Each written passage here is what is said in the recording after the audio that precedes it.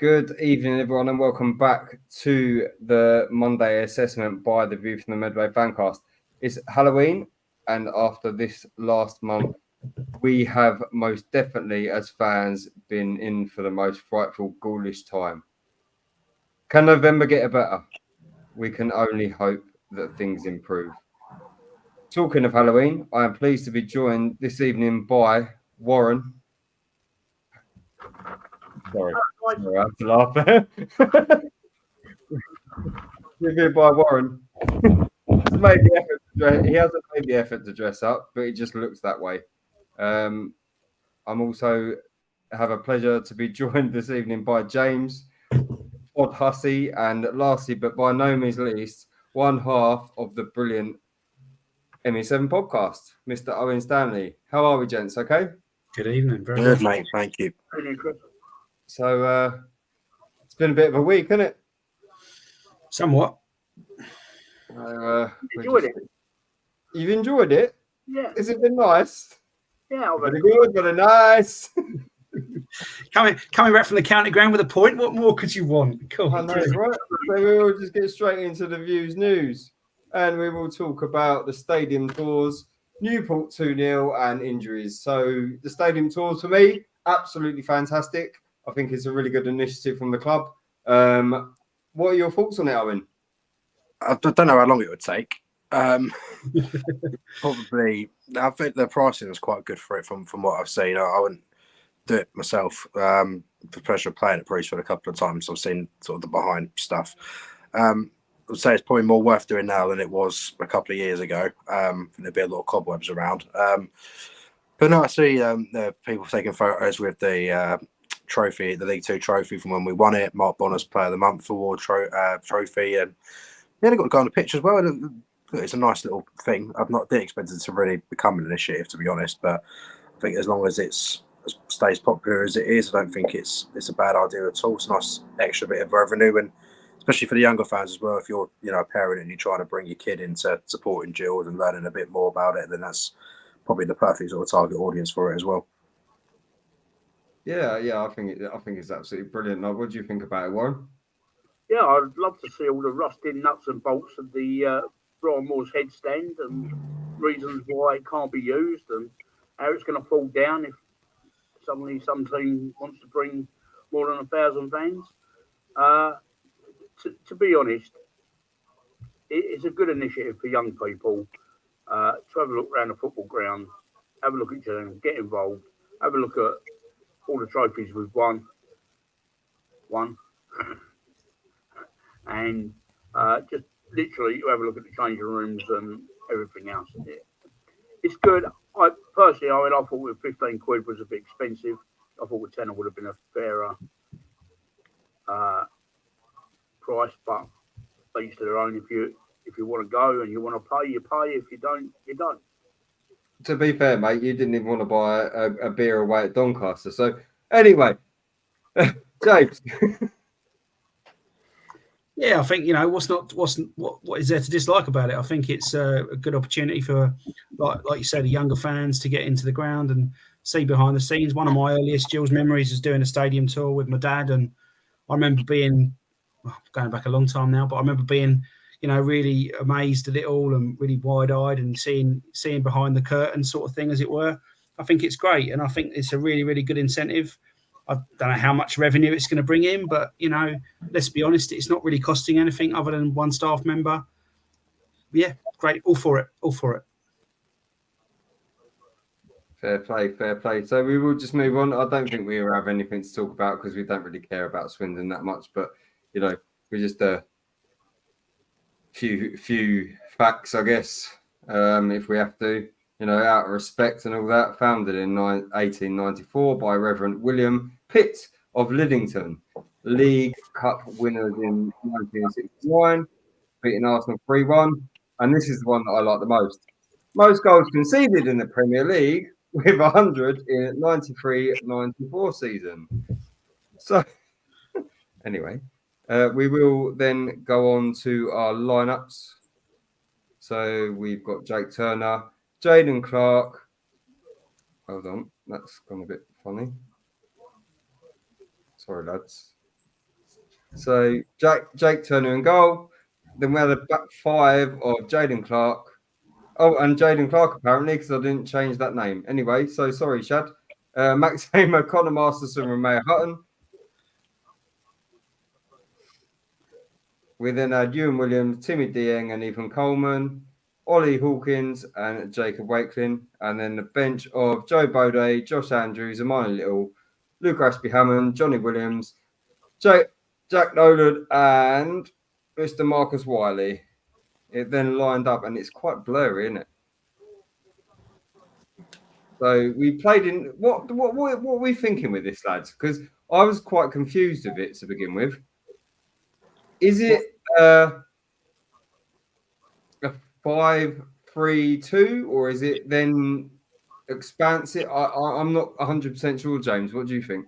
I think it was supposed to be a fluid 5-3-2 when we were in possession, and then a bit of fluidity when we weren't, basically. But I think it was you couldn't really argue with too many choices in there. There were two surprises for me. I mentioned on the MA7 podcast the other night that my first surprise was Marcus Wiley's omission. I thought he played really well against Newport. I think he deserved a game. So to see Wakelin come in was a surprise, particularly as he cameoed at left back against Newport. But having said that, Wakelin did very well, and you might see later on that he was one of my players of the game. So I think it was fine. And then the other surprise for me was Ewan Williams, a cameo out of nowhere. That wasn't it? So yeah, quite surprising, really. But couldn't really argue too much with the starting 11. And what I will say is, again, have to have the caveat of on paper, but what a bench that is for League Two. My goodness me. It is, but then Owen, you also have to think about it, like the way that the game went, and we will get into that in a minute. Do you think that a 5 at the back? And I don't necessarily agree with my wing life partner, Jaden Clark, being a left wing back. I think it was a bit crazy, but I'd have played the back 4 still, personally. I'd have just stuck Shad out there. I'm sort of torn because I always welcome the idea of a 5 back just because that's where all of Romeo Hutton's good form came from, in a 5 back formation. But I think that's more just wishful thinking at this point because his output since he's been here has been pretty dreadful, if we're honest. I think you nullify someone like Jaden Clark by playing him as a wing back. I understand his defensive work is good, a lot better than Owen, for example. But I think you want your wingers to stick to being wingers. And I actually think Shad is probably, I don't want to say he's a better left back than he's a centre half, but I think his strength in the games is 1-1 defending. He's big, he's strong, he's quick. And I think 1-1 defending is where he can really prosper. So I was a bit concerned that he wasn't playing as that left-sided actual left back in a flat 4. And I think, I don't know, it's a tough one because people will look at us playing a 5 back and think it's negative going to a team who are 22nd in the league, but sometimes it can make you a more fluid team and have better output going forward. And also when we have seen what we've seen in the last few weeks, it's probably also a case of, well, nothing else has worked over the past 4 weeks, so we may as well just try this and try that and this and that. Yeah. That gets into a sort of dangerous elements, if you like, if you try all these things over and over and they still don't work. And I think it's just a case of Mark Bodder's got what he's got, and the fact is it's getting harder and harder every week to find a set formation that's going to prove effective. I wouldn't even argue if we'd have won this game that it was effective because, we'll get onto it more in a minute, but it's not like we had fluid control throughout the game or anything like that. Like if we come away from a win, you can look at it and say, well, the setup was right, the team was right, but really it was very much the second half especially. I don't want to dive too early, but it was a bit of a mess at times, and I'll leave it at that until we get more in depth. Yeah, Owen, and sorry, Warren, your thoughts on that? Yeah, I was surprised not to see Wakelin at left wing back. No, I'm not saying I would have played Jaden Clark up front alongside Hawkins if that was going to be my 11 that was going to play. I thought Wakelin did all right when he came on against Newport as an emergency left back for Max Clark. And he's got pace, which is a bit more than what Jaden's got. And to get up and down the line. Ewan Williams, as James alluded to, that was a bit of a shock him coming in for a game. He floated around. He worked hard, but did he really put any authority on the game? Probably not. But I do like the three in midfield, and I want to go on to that a little bit later. If we'd have had a decent left back, that would have been a very good lineup. And I'd have really looked forward to us playing. Unfortunately, when Swindon had a player sent off and they went down to 10, we couldn't get out of this defensive shape. And everything was played in our own half. Hardly anything was played after we scored. Hardly anything was played in the Swindon half. I mean, no disrespect, but playing against 10 men for most of the game and having 3 shots on target is quite horrendous.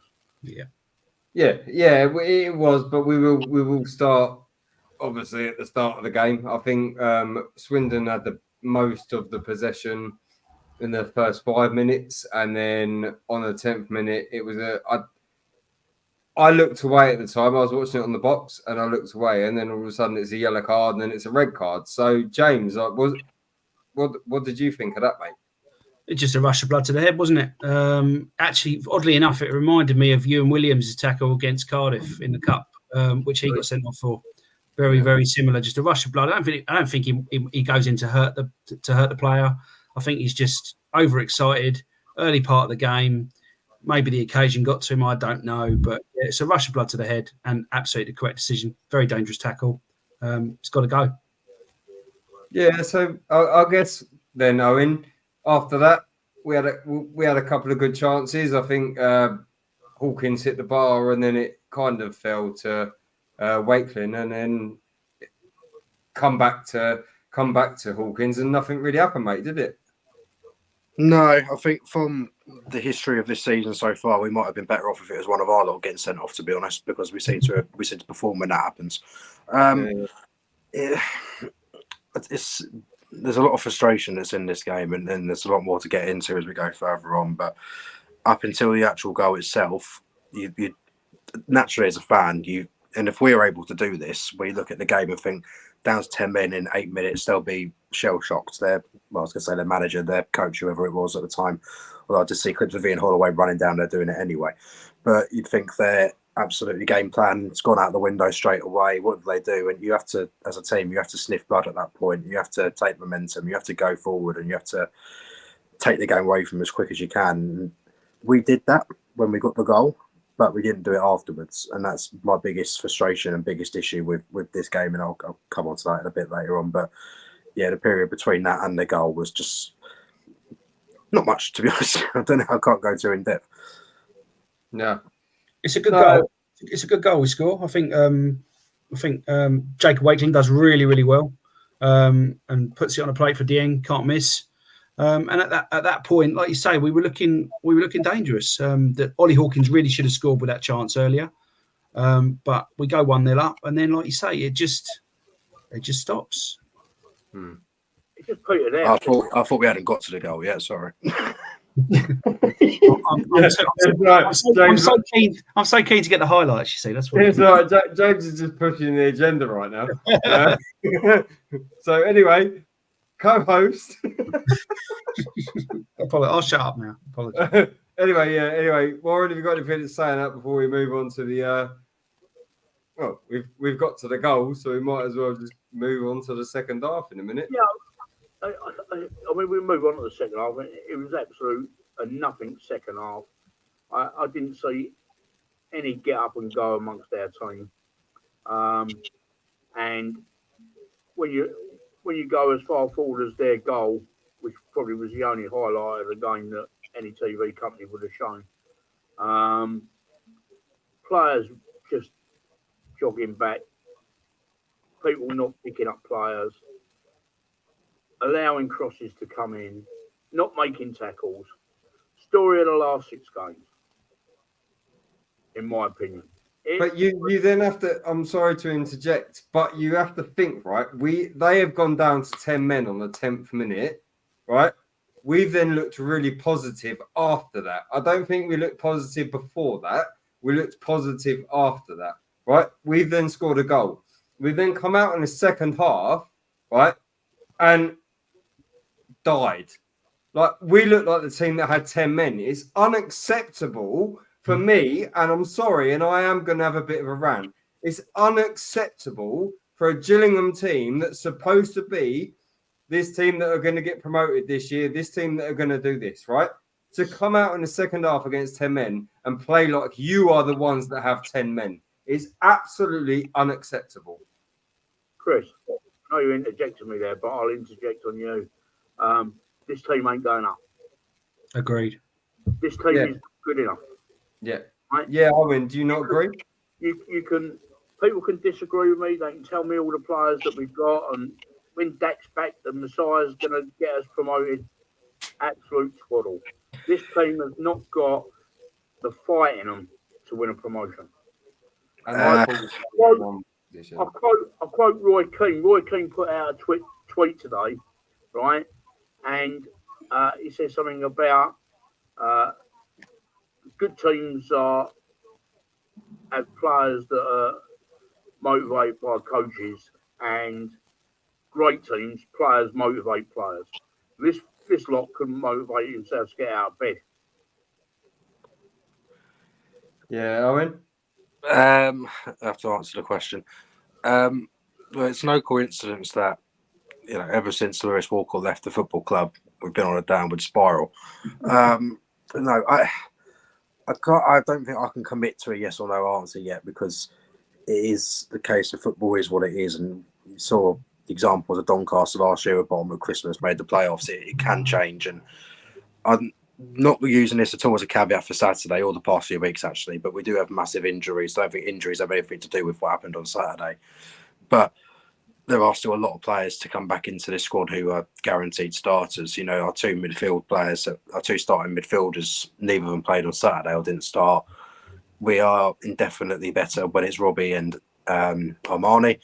There's no debate there. Dak is anyone's guess, to be honest. I can't really say much about that. Who knows? I'm starting to agree more with James of every game that passes, that it might have been we got caught up in the excitement of it rather than the actual reality of what it is. Josh Andrews back on the bench, played 5 minutes. That's probably the last 5 minutes we'll see until March. It's too. I can't make an indefinite decision on whether this team can go up in a minute. It's not even so much about individual talent. It's just about the mentality and whether these players have it or not. And there's no evidence for me to say that they have. The game on Saturday, right? This is what I say. I've said some podcast episodes before where I think we've come out of a game, whatever scoreline, and I think, I'm really jealous. I've just seen Wimbledon were 3-0 up at half time against some deadbeat team, with all due respect, that we struggled to beat. Port Vale, top of the league at the minute, were 3-0 up against Wimbledon the other day, actually. Got it back to 3-2. Notts County doing well, can score goals. And I always look at teams who are scoring these goals in the first half, winning comfortably. I think we could never do that. No. Every team in this division, I think, generally every team, maybe not Carlisle because they are quite bad, would have probably seen that game on Saturday, if they were in there and they were playing Swindon, and I guarantee you at least 19 of those teams win, and probably about 10 of them have the game won at half time. You cannot, and just there's nothing to do with injuries, nothing to do with anything. From a mentality point of view, this team has been on the floor. There's been nothing to get them up, nothing to give them any sort of confidence. When you have someone sent off for the opposition and you score within 17 minutes, that is the confidence being handed back to you on a silver platter. Yep. And they don't take it. It's almost as if they get too nervous thinking, we've got the lead, but we're against 10 men. This would be really bad if we mess it up, and lo and behold, they mess it up. Yeah. You need to get that goal like we did. And then once you do that, they're in a position, Swindon, where they're thinking, down to 10, we're already down. Crowd are getting on our backs because we've not been in good form. At that minute, it's exactly what, I know we went down to 10 men, but exactly what Newport did. They went 1-0 up against us at Priestfield. The crowd got on our backs, they sniffed blood, and they killed the game before half time. We can't do that. We had the players on the pitch. It's nothing to do with injuries on Saturday. We had enough quality on there to take that game away from Swindon. And I don't want to say have it won at half time, but if we pushed, we could have had that game won pretty early in the second half, I'd say, if we really wanted it enough. But and this is another annoying thing for me, because I know you're all probably going to remember Mark Bonner's interview after the Accrington game, where he said settling gets you nowhere, because we sat on a 1-goal lead, we messed it up and we lost the game. Yeah. Now, this is the first time we've gone 1-0 up since that game, and we've done the exact same thing again. And this is where I am a Bonner fan, but I'm going to say it. But he came out and said he was proud of the players. He thought we did well. And I'm just thinking, what it really is the difference between the Accrington game where we took the lead and folded to this one? Because we didn't create anything in the second half of this game. We didn't force the issue. Swindon, that goal was coming for quite a long time before they actually did get it. The goal itself is a calamity. And you just sort of wonder what it is with this team where they've been in such bad form. The opposition have handed them the game essentially on the silver platter. You know, even if we had won that game 1-0 in the end, I wouldn't be coming out of it thinking like, oh, this is good momentum, we're back. I'd be glad we won the game and I'd hope it would mentally help them. But I wouldn't say we've got back into form in good style because we didn't perform particularly well. And I think the fact is if that game had lasted 5 more minutes, we probably would have come out of nothing because that's just the way this team is. It's very fragile. There's no one, like, I know I'm going on a bit, I'll shut up in a minute. But like Armani Little is obviously the leader, if you want. He's captain, but not by name. He's the vice captain. Max is... I don't think this isn't me going at Max from an actual footballer point of view. I think generally over the last year and a bit, he's been quite a good centre half for us, and I don't think that can be massively argued. I think he has been generally quite good, but from a standpoint of being captain for some, this isn't an inexperienced player. He's been captain before. Pennant gave him the armband when he shouldn't have all those years ago, and he's been here for a very, very long time. Played a lot of games, and he's now in a position where I look at him and think he does not want responsibility at all. He can't deal with it. He doesn't want to be the voice. He doesn't want to be the man. This sums it up, actually. I was thinking about this earlier. So when, what is it? The Newport in the second or the first goal, where I think it's Coleman loses the bloke who side foots it into the top corner, and we just sort of see the ball go in, shrug, and then walk off. I want my captain there to be screaming at Ethan Coleman and saying, what are you doing? That's your man. Stick with him. Because it's embarrassing to let someone get a first contact with their foot from a corner. That can't be allowed at any level. But he doesn't. It's sort of just. And then, Joe, what summed it up a lot for me in that second half. Newport were 2-0 up, and they had we had an attack down the left hand side. I think it's Jaden Clark broke into the box, and their fullback made a scuff with the clearance. He didn't quite get it out, and their captain had to come out and bail him out. They were 2-0 up at the time, and their captain gave him an absolute bollocking for it. And they were 2-0 up in the game. I could never see us anyone doing that because we're too soft.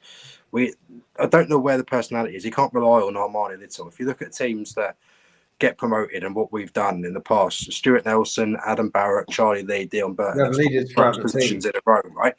We don't have that. We have players who have achieved at this level. Max Clark, left back, 1 promotion. Timmy Diang, centre mid, 1 promotion. Elliot Nevitt nearly got promotion last year, but not quite. And you just want to know where leaders are. And I think this is where, I don't know if Mark Bonner's presser against Accrington maybe rubbed some players up the wrong way, but it should do because they need that rocket up the arse because no one else is giving it to them. And, you know, I never want to go in on players. None of us ever do. All the managers always want to be positive, but you got to just say it as it is sometimes and say that unless this woe me mentality, whenever something goes wrong, disappears, we're going to end up having the similar season to last year, if not worse, regardless of who the manager is. Yeah, but then I think that's also a good point to make as well, because I think after the Barrow game, when he came out and said it was a good game, but I didn't really like it. Warren, do you think that could possibly have like swayed the team to be like, oh well, we've played a good game, but he thinks we're shit. So what are we going to do? I think they're shit. Honestly, you know, right? We can go on about the football inside, the management side, and whatever. Something that's fundamentally gone wrong behind the scenes. We'll get onto that in a minute. Last season, it was Crawley away when Hinchelwood kicked off, and it resulted in the end of Harris's tenure. Right? We won our first 4 games, and then suddenly everything imploded on us. This season was fine. First 4 games, everyone was together and everyone was battling for each other. Now we're in a situation where this team just haven't got that oomph that we had in the first 4 games. Why? And I'd like Mark Bonner to come out, and he's great in the media and he's fantastic at doing his PR stuff, right? And he talks absolutely superbly, but come out and tell us what's wrong. because this is the second year it's happened, right? And these things don't just happen overnight. This is something that's fundamentally wrong within the club. And also, I think the problem we've got with Saturday, there's either and this is on Bonner. There's either an issue at half time. He's either said to him, "Right, lads, let's protect what we've got. Let's get out there and take the 3 points home," or the players have gone out there and completely ignored any game plan there is, or there wasn't even a game plan. Whichever one of those explanations it is frankly terrifying, to be honest with you. None of those three things should be happening, and I think that is ultimately on the manager, unfortunately. I'm not calling for his head. I do think he can turn it round, but there has to be some questions asked, and I think Warren's absolutely right. We need some clarity as to what are we trying to do here, and you can make the excuses about injuries and people not performing and all this, that, and the other. But we've got, again, on paper, a very, very good squad. And I think that if they're not performing, then what is the problem? There is what I think Warren used the term a soft underbelly, and absolutely that we have got a soft underbelly. We are so fragile, mentally fragile. It is unbelievable. And that is permeating throughout the squad.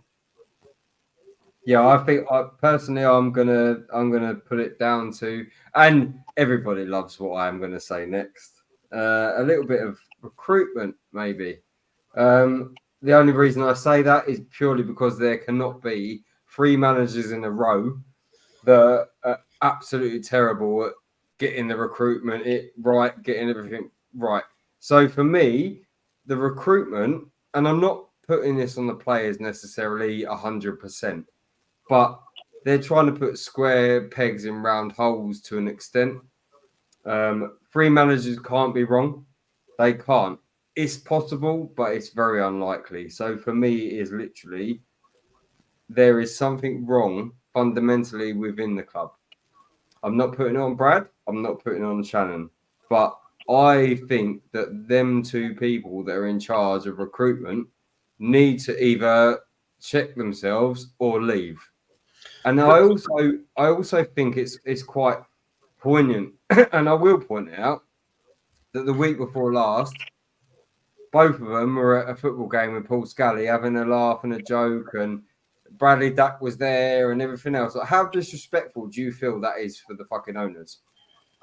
If I'll go be devil's advocate, that doesn't really bother me. They've known Paul Scally for years and years and years and years. I imagine they're friends more on a personal point of view as opposed to just football based. I know it doesn't look great, but it's a completely unpopular opinion. It doesn't really bother me too much. In regards to the recruitment, I think this season is probably the worst example to say it's on them personally. Past season, I think there's definitely an argument, especially on the Harris. I was very much banging that drum, but this season, I think. I know it's obviously you don't want to use the term, but you have to on paper. The ones we got in this summer, I don't think anyone objects to any single one of the players we signed this summer. I think everyone we brought in, Aaron Moe, Elliot Nevitt had great seasons at Crewe last year. Jack Nolan had a brilliant season, still only 23 as well. Marcus Wiley was cheap, punt, whatever, might work, might not. Dak, obviously, I think, as we said earlier, I think we've been swept up in the glamour of that rather than the reality.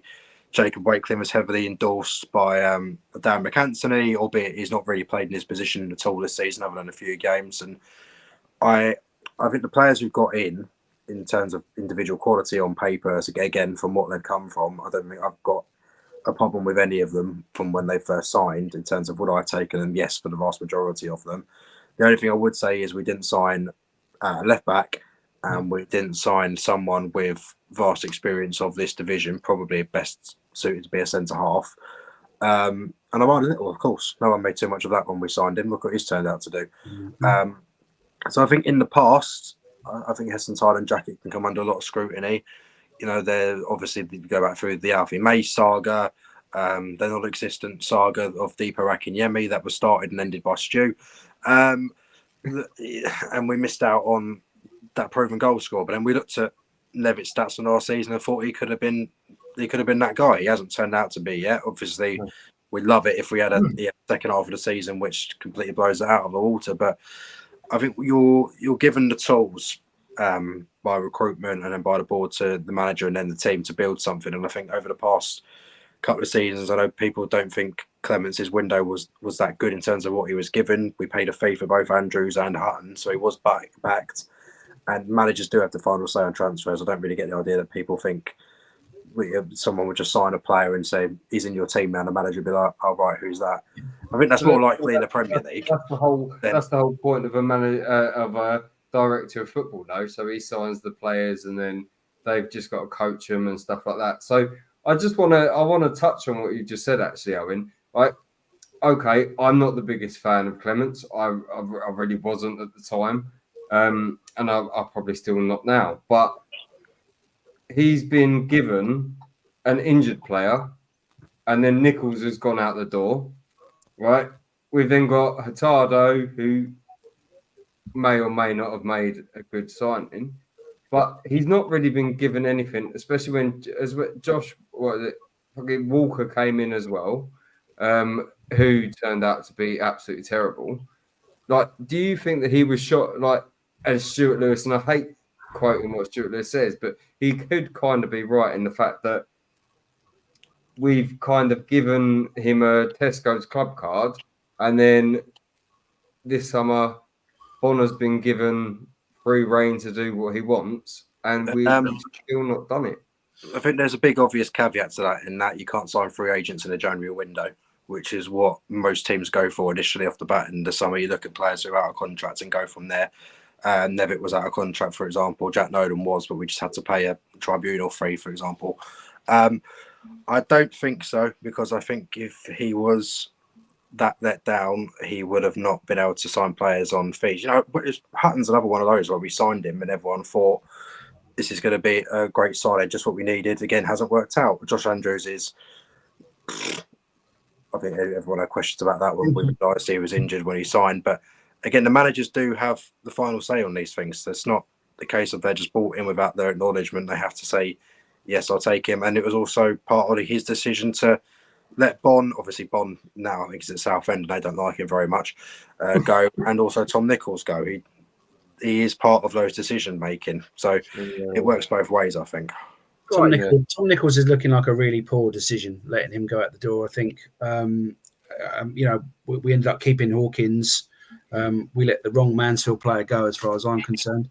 I also think as well, I agree with Owen. I think that on paper, there's nothing wrong with those signings at all. You look at probably on paper, our best front two is Andrews and Nevitt. They haven't even played together yet, not once. So, we've yet to see that, obviously. I'd say Wiley and Andrews, personally. Maybe at the moment, yeah. But on paper, like I say, on paper, again, it's Nevitt and Andrews. But Wiley absolutely is looking like he's a good little find. He's still got to find the net, though, crucially. Yeah. But I think you've got, if there's any questions to be asked of recruitment, it's got to be the due diligence on Dak and not signing a left back. They're my two problems. Right. Yeah, Warren? We keep blaming recruitment. We keep blaming managers. We keep blaming all and sundry. Those players are getting well paid at this football club because the Gallinsons ensured that they got good contracts to come out. Okay? Let's stop looking for other issues. Those players go out there on a Saturday or Tuesday night, right? That is not down to anyone, them not chasing back. That's not down to them not making a tackle. That's not them not making second balls. That's not them putting easy chances in the back of the rain. I'm sorry, how long before we start looking at some of these players and saying, you've actually got to take some of the blame for this? Yeah. Shows something ironically, actually, that I've already just thought of the top of my head. I'm thinking about other windows we've had. There's some of what Harris had when we signed, again, the on paper podcast as we are doing tonight. Good, great players. And Johnny Williams comes with a lot of experience. He's been dross.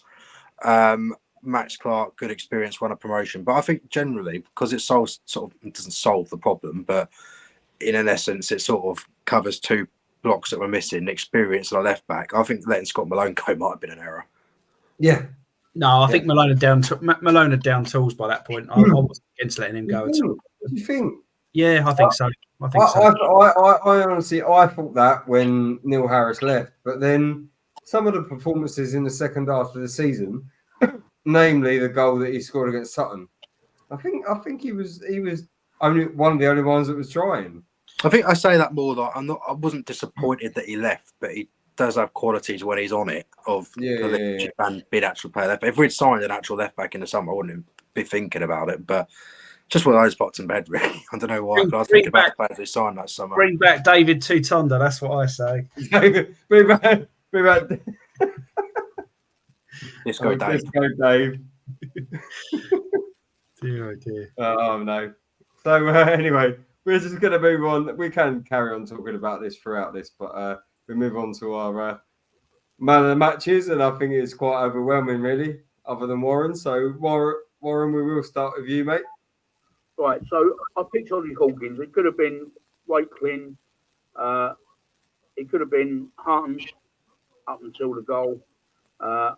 Wakelin through his industriousness up front. It actually playing alongside a big centre forward helped him. But Ollie Hawkins every single week gets beaten up, right? Yeah. Do you know what I would do if I was Ollie Hawkins? I'd have a spare shirt, right, on the touchline, right?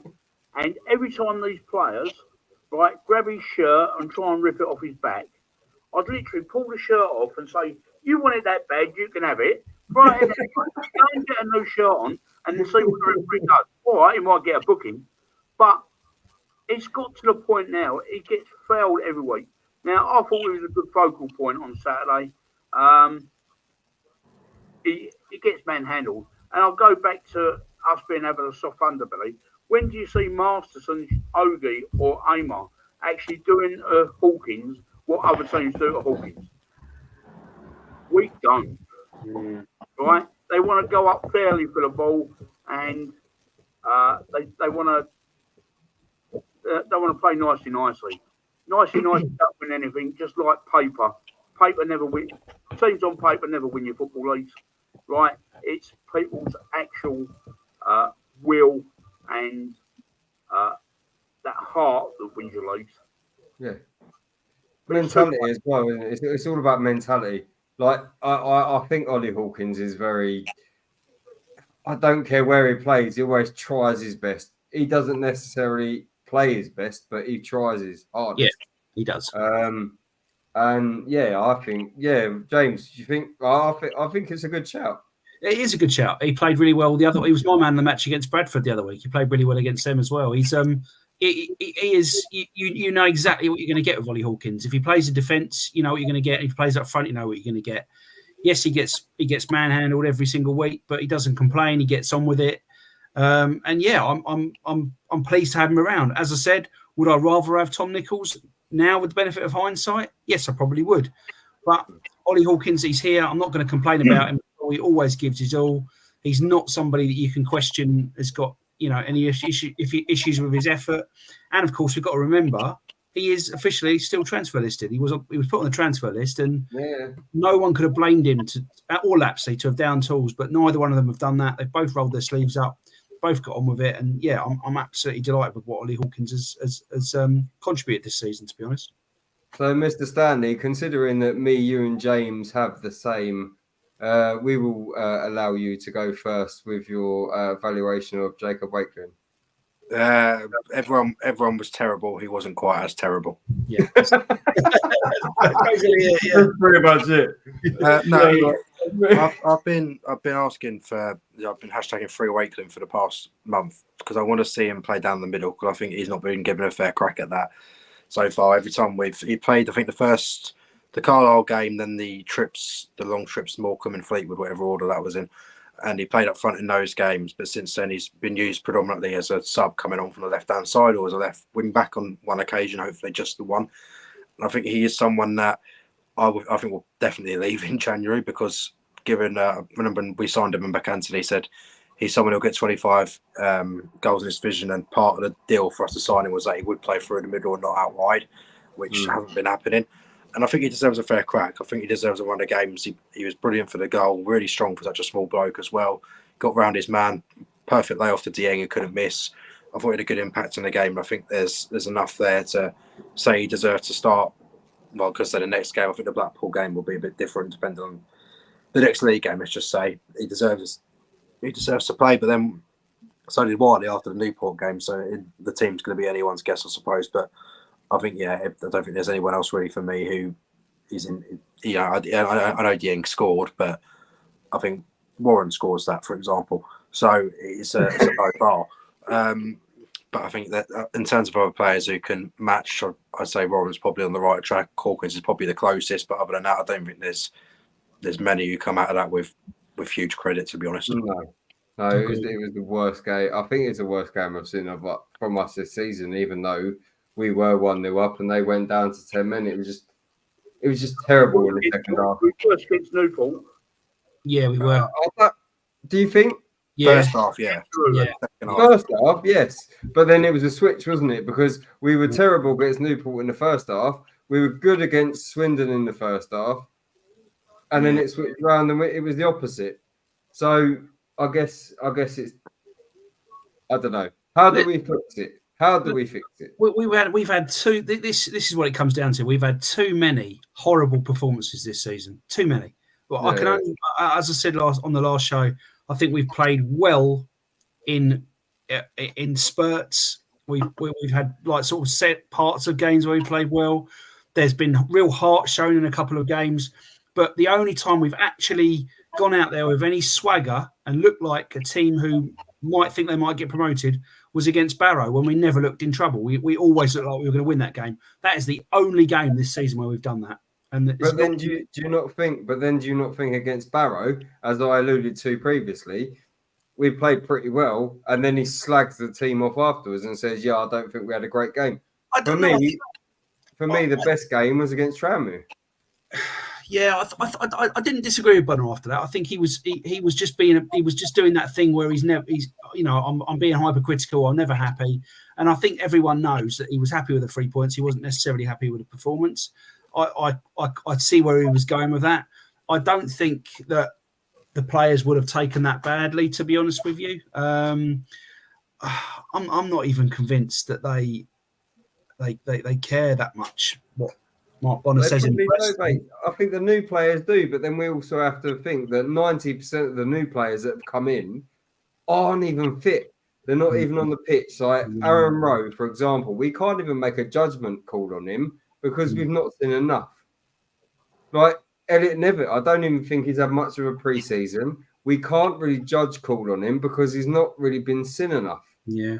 I mean, I'm really disappointed with Jack Nolan because he's come in as, for me, one of the best players in the league last season, and he looks a shadow of his former self. Like, there's just nothing there with the consistency. You can then go back to the team that we have been playing in the last 3 or 4 games. There's not been anything there that changes anything from what they played last season. Like, and that is why, for me, it does fall down to recruitment, because I'm not saying that these are bad players. They're probably really good players. But, and there is a big but to that, are they playing for the team? No. Are they playing for themselves? Maybe. Right? There is nothing there that I've seen in recent history that changes anything that was there last season to what we have now. If that makes any kind of sense. It does, but what are you driving at? What is your explanation for what is the problem behind the scenes? If you're just saying recruitment, are you saying that Hess and Jackett have a negative influence? They've brought square pegs for round holes. I don't believe that they've brought players that will come in for a manager and actually play where the manager wants them to play or do what the manager wants them to do. I know there's all this say, yeah, the manager has the final say, but does he really? Yeah, I think he does. And I also I don't necessarily agree with you, Chris, when you say that we from what I can say, we've played one player out of position recently, which was when Jacob Wakeland played at left back the other night. That was weird. But other than that, yeah, I think players have been playing in their positions. I don't think anybody is woefully miscast anywhere, really, to be honest with you. I just think I just don't think enough people have turned up. I just don't think enough. There's just not enough happening, and there's that. As I keep saying, there's that weakness, that mentality, soft underbelly running through the whole squad, and I think Bonner's doing his very, very best to try and combat that. But for whatever reason, it's just not happening. It's just not happening. That's fair. It's fair. So yeah, we've kind of left you out a little bit there, Warren. So any thoughts on that, mate? Yeah, I'll speak to you all afterwards about a story about our recruitment team, but that's not for on camera. I still maintain it's the players that go out there. They're getting paid a very good sum of money to go out and perform each week, right? I think we missed a trick with recruitment. I think we was 2 players short, and it's proving quite right at the moment. I still think that there's a problem. I mean, we've all talked about Nevitt, Wakeling, and whatever, right? Not doing it so far. None of them players can play up front on their own. I'm sorry, Wakeling can't play up front on his own. It ain't good enough for the team for him to hold the ball up. No, I don't think he's not good enough. I just think he's not big enough. Playing alongside someone, definitely, I'd play him up front all day long. I don't think you need to be a big man to play up front on your own, though, because when Wakeling played up front of his own against Carlisle, we very heavily relied on using the end behind the striker to be the one who flicked the balls, and you got a goal. Yeah, I just think you've got to play someone up front alongside Nevitt and Wakeling. As with Nolan, right, we've all alluded to Nolan, but I think there's a big difference in manager between Coleman and Accrington last season to Mark Bonner. I think Coleman's a bit more old school and will tear into you if you don't do it. Mark Bonner will just call somebody from the medical room to go and wipe his arse if he's not doing very well, just to say unlucky you're not doing. I think there's a lot to be had there with like we're talking about. Wakeling can't play up front on his own. I do feel he could, but the way that we're playing football at the moment is back to front. You're expecting a little man to go up against big defenders. If we were playing it a more fluid way, then yes, okay, Owen, I agree. I do think as well that what you've got to look at, we keep alluding to this problem behind the scenes. And if you go back to all the way to Steve Evans, we had... so my question to everyone is, who was the last player who came to us with a reputation and lived up to that reputation? I would argue that it was Jordan Graham and Kyle Spencer under Steve Evans. Everybody since... what was his name? Was it Kyle Spencer? Dempsey, sorry. That's what I said. I was thinking, bloody hell is that? Sorry, Carl Dempsey and Jordan Graham. They were the last 2 players that came to us with a reputation, and they actually lived up to it. Since then, they had a bit about them. Yeah. I might cop out and say Glenn Morris. Well, yeah. I'm not sure. I don't know if Jordan Graham and Carl Dempsey had that big. I think they were known to be fairly decent players. I think they had a huge reputation. Jordan Graham was injured a lot before that, wasn't he? Yeah, true. I'd go far further back, to be honest. I'm probably missing out a lot of players just by thinking about it. But the first name that comes to mind it would be Adam Barrett, and that's a decade ago. I suppose you can make arguments for. Who can you make arguments for? That's a good question. Yeah.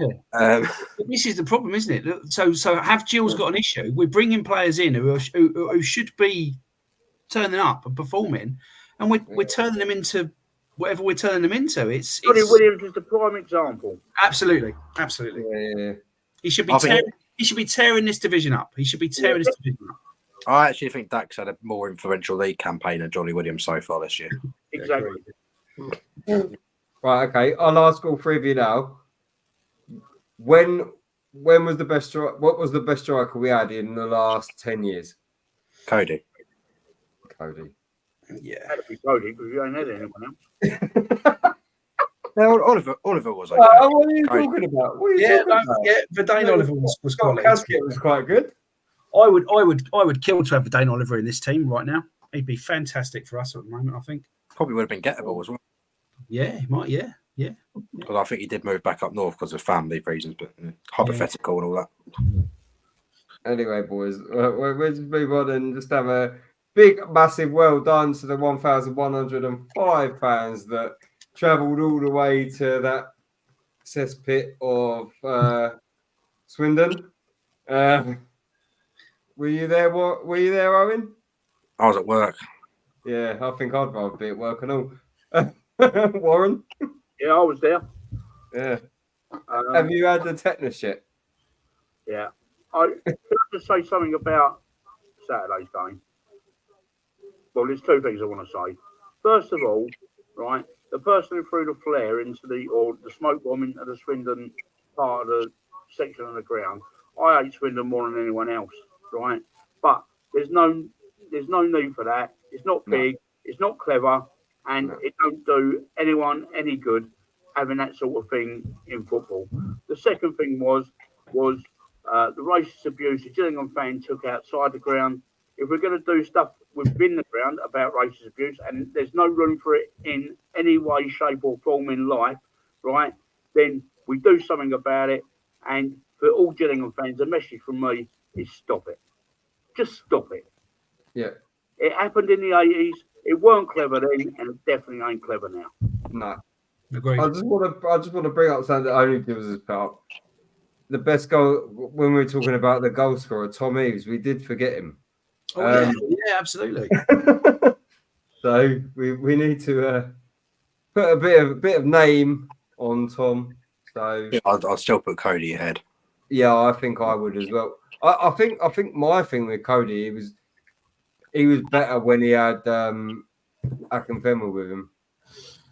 It's quite funny that about a couple of months ago we were talking about how good we were and how promotion was going to go, and now a couple months later we're thinking about remember when we used to have good players.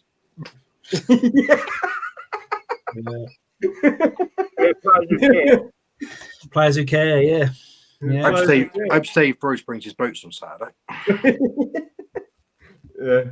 Well, we said that when we Matt had the interview with Steve Lovell the other day. He was just like, "Oh, if you boys want to come down and put your boots on when you come to Herne Bay, then you're more than welcome." And I'm just like, Jesus Christ, I don't think I can these days.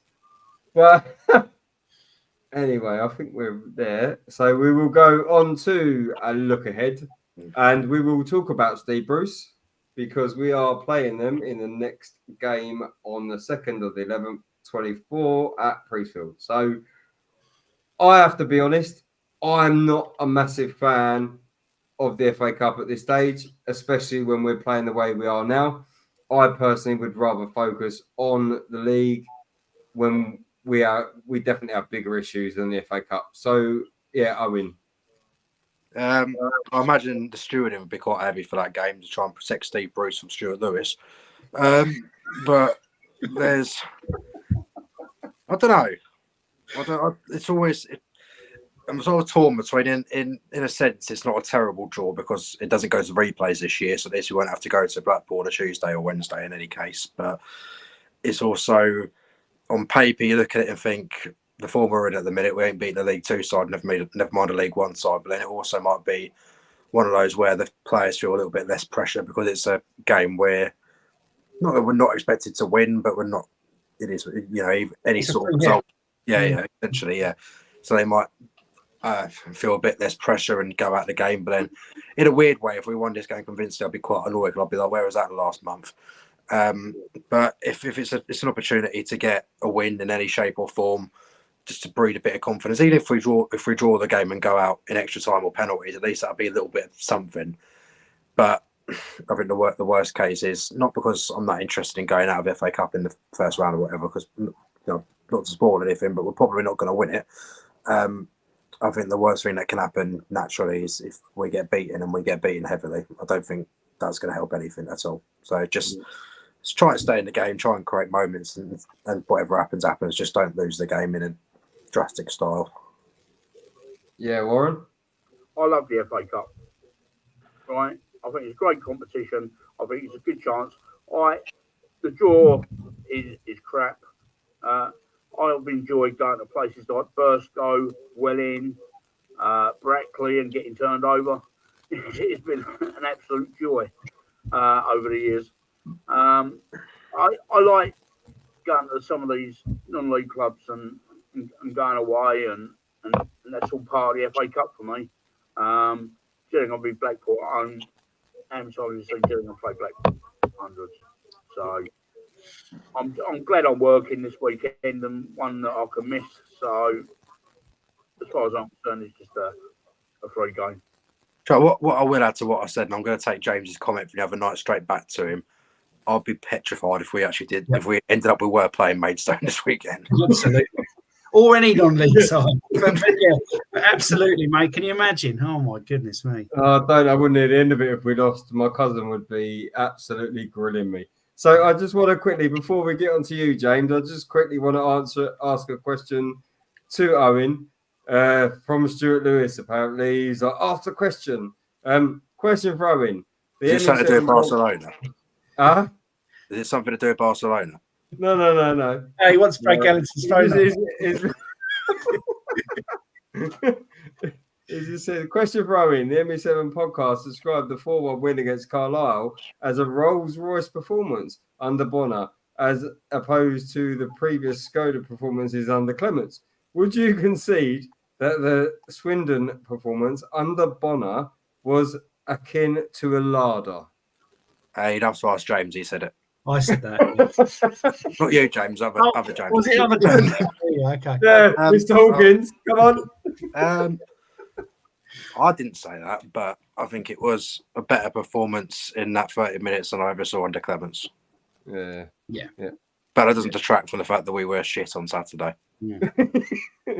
Fair. It's fair.